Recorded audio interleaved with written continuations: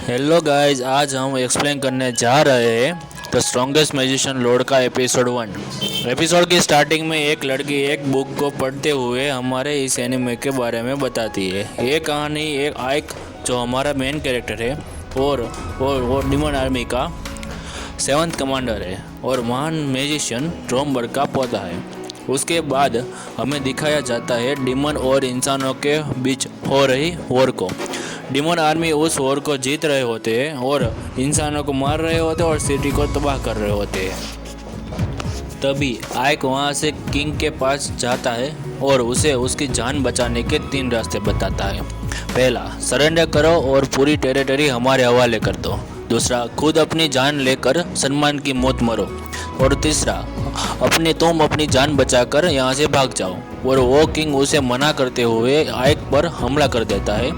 आइक उसे डॉज करके किंग पर अपने जादू से हमला कर देता है और किंग बेहोश हो जाता है।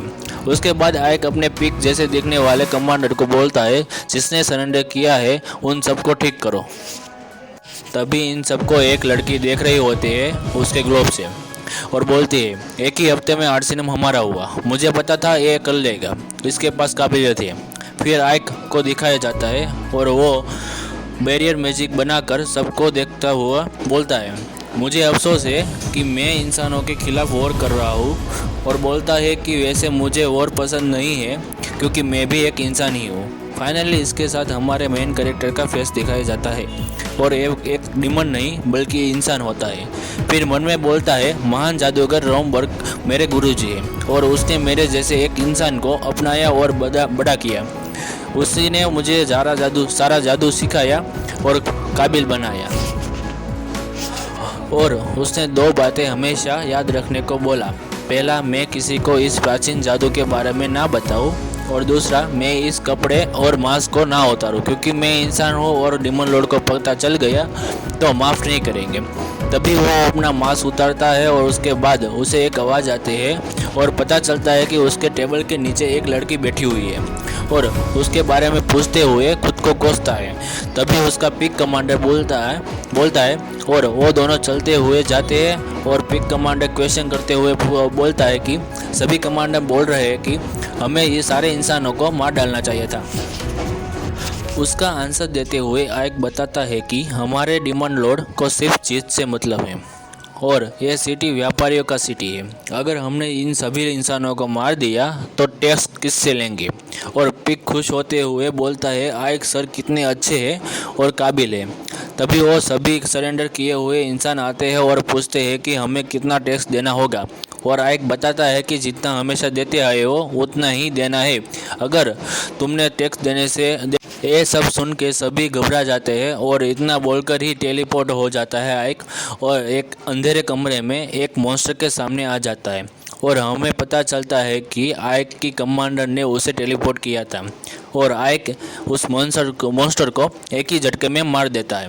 वो लड़की बोलती है, मुझे पता था कि तुम कर लोगे सब क्योंकि तुम महान रोमबर्ग के पोते हो और इतने ताकतवर हो कि तुम आसानी से ये कर सकते हो।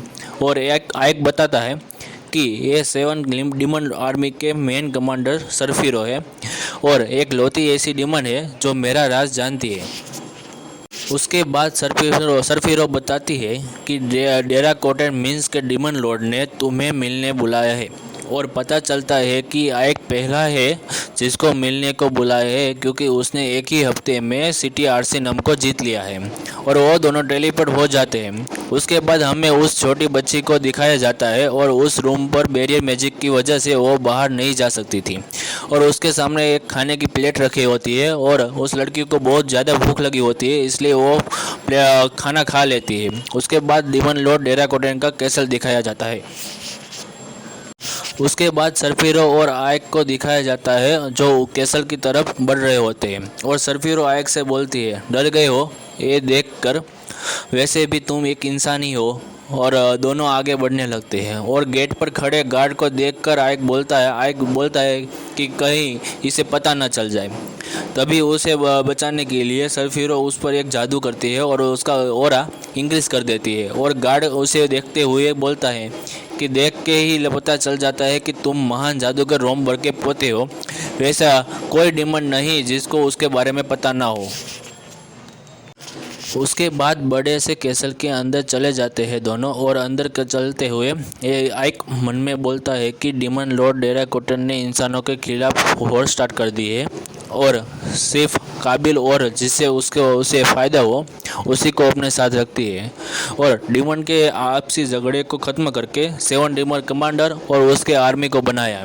और उसके बाद दोनों डीमन लॉर्ड के रूम में चले जाते हैं और पता चलता है कि डीमन लॉर्ड एक लड़की है।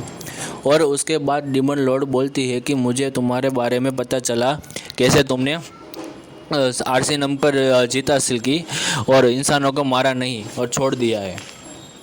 और आइक बताता है कि हम जब इंसानों को लीडर को मार देते हैं तब वो हमारी बात ना मानकर हमारे खिलाफ हो जाते हैं, इसलिए उस इंसानों को हमारे फ़ायदे के लिए इस्तेमाल करना सही रहेगा।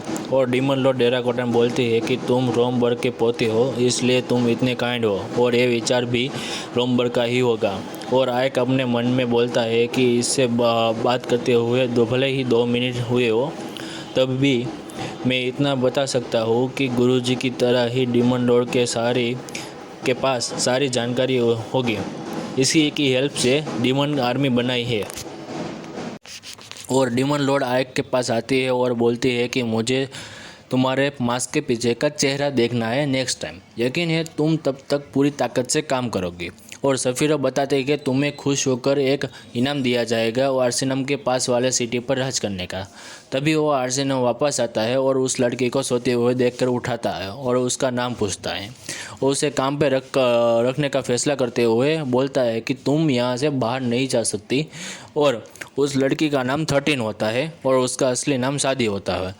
और आइक बताता है कि पास में जो सिटी है उस पर हमला होने वाला है और उस पर राज करने का मुझे इनाम दिया गया है, और वहाँ से जो टैक्स आने वाला है उसे दुगना करने का फैसला किया गया है। उसके बाद सिटी की दीवारें ठीक करने को बोलता है, पर पिक कमांडर बोलता है कि 6 मंथ लगेंगे इस काम को पूरा करने में। तभी आइक एक फैसला करता है कि डीमन और इंसान एक साथ मिलकर ये दीवारें बनाने का काम करेंगे और एक ही मंथ में काम ख़त्म करेंगे। अब यहाँ पे हमारा एपिसोड 1 ख़त्म हो जाता है। तो प्लीज़ गाइस, आपको ये वीडियो अच्छा लगा हो तो लाइक करें और शेयर करें और सब्सक्राइब करने का ना भूलें।